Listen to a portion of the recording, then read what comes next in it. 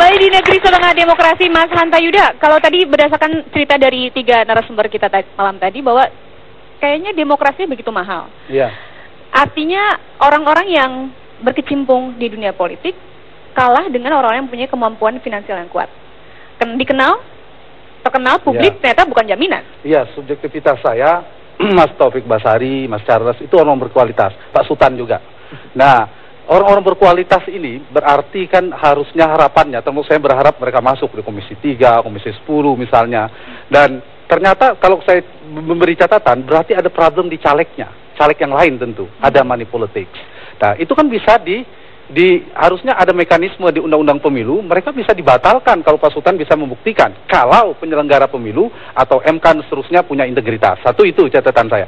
Yang kedua pemilihnya, yang pemilih ini yang paling panjang cerita kita berdemokrasi, negeri setelah demokrasi ini. Untuk penuh berdemokrasinya sulit. Pendidikan berdemokrasi kita yang alfa, yang paling sedikit dilakukan oleh partai politik.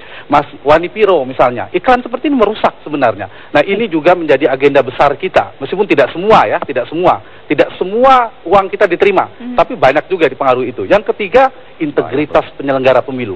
Kalau kemudian ada kecurangan, kalau penyelenggara pemilunya itu punya integritas, tidak bisa C1-nya dimainkan, nggak terjadi. Dan satu lagi menurut saya catatan saya sistem, Bang Effendi, yang harus diolah lagi. Saya berpikir ke depan itu, saya datang ke bilik suara, kalau 10 partai, saya nyoblos partai saja. Tapi calegnya setiap partai hanya satu. Kira-kira distrik seperti itu, distrik. Sistem distrik, kalau misalnya Taufik Basari mewakili Nasdem di DKI, dia sudah bertarung di internal partainya, diawasi oleh partainya. Charles juga begitu, memenangkan di Golkar, sudah bertarung di sana habis-habisan dengan mengukur kapabilitas, integritas, seterusnya. Lalu saya datang memilih partai, dan sudah jelas partai ini memang serius memilih orang baik. Mas Tata, atau jangan-jangan tadi kalau cerita dari Mas Tobas, sudah datang, Bang Charles juga sudah datang ke Dapil, sudah menawarkan visi misi, tapi ternyata masyarakatnya hanya mau punya berapa? Artinya apa, ini masyarakatnya juga ternyata sudah antipati dengan politik, sudah tidak peduli? Mungkin ada dua ya. Satu, mereka berpikir daripada tidak dapat apa-apa, politisi setelah itu melupakan kita, ambil aja daripada nggak dapat apa-apa. Atau bisa jadi sebaliknya, kalau 50.000 berarti setiap tahun dia hanya dapat 10.000 dikasih si caleg itu. Berarti tiap bulannya 800 rupiah. Kecil yang dia dapatkan itu, merendahkan martabatnya sebagai pemilih. Tapi itu kan tidak penting. Saya bicara seperti ini, mungkin penonton ribuan tertawakan. Lebih baik saya dapat 50.000 daripada saya nggak dapat apa-apa. Jadi panjang cerita kita berdemokrasi itu. Karena itu demokrasi ini memang paling efektif dan sehat di dalam pemilih masyarakat yang pendidikannya sudah menengah ke atas. Sudah pinter. Dan secara ekonomi juga sudah cukup. Mereka memilih Taufik Basari, Charles, dan Bang Sultan karena memang integritasnya, kualitasnya. Tapi kalau masyarakatnya masih rentan, ekonominya masih rentan, secara pendidikan juga rentan sekali. Ini bagus analisisnya ya, membuat Pak Sultan kelihatan jadi sedih sekarang. Saya minta maaf kalau gitu, kita mesti stres. Betul. Charles tertawa, Sultan sedih. Enggak, mungkin poin yang lebih...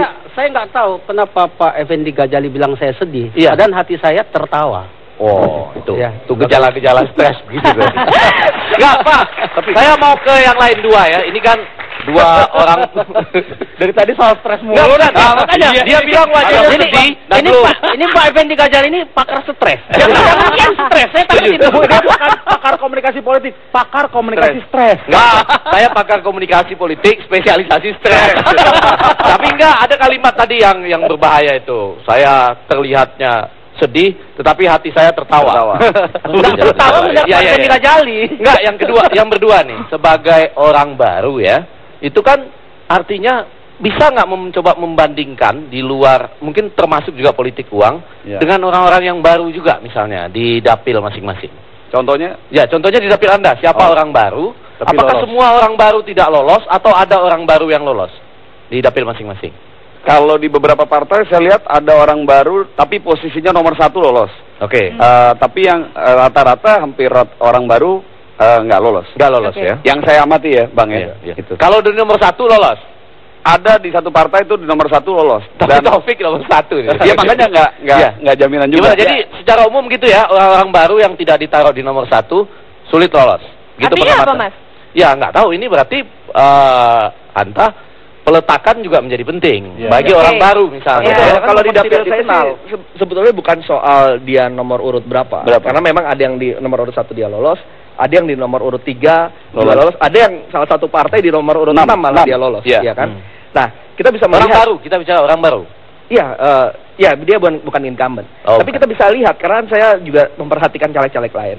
Bagaimana pergerakannya di lapangan, apa yang dilakukan. Yang paling utama tetap politik uang. Yang paling utama tetap politik uang. Uang. Saya punya banyak hal pengalaman lah yang mungkin dalam satu kesempatan yang akan saya share. Jadi di negeri setengah demokrasi, kalau Anda punya hanya setengah harta, Anda akan menjadi setengah mati, kayak kira gitu ya. Jadi perbedaannya adalah kalau saya masuk ke tengah-tengah warga, gitu kan, saya modal utamanya adalah brosur. Brosurnya kebetulan saya lipat 2 begini modelnya. Ya. Jadi kalau saya bagian brosur, mereka akan bolak-balik, mana uangnya Pak? Ya, selalu begitu. Kemudian selalu bilang, kok cuma kertas aja yang dikasih ke kita. Nah, kemudian ketika saya juga menyampaikan visi misi saya ke warga masyarakat, dalam setiap kesempatan saya selalu katakan, saya mohon maaf, saya datang ke sini, saya hanya membawa brosur, saya tidak membawa sembako, saya tidak membawa uang.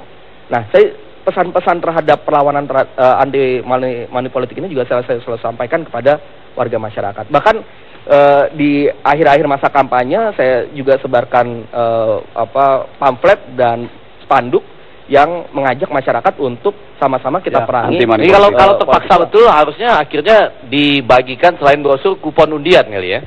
Yang diundi setelah terpilih. Tapi kalau nggak terpilih nanti undiannya jadi gagal gitu. Pak Effendi, ini kejadian kita lihat demikian masifnya.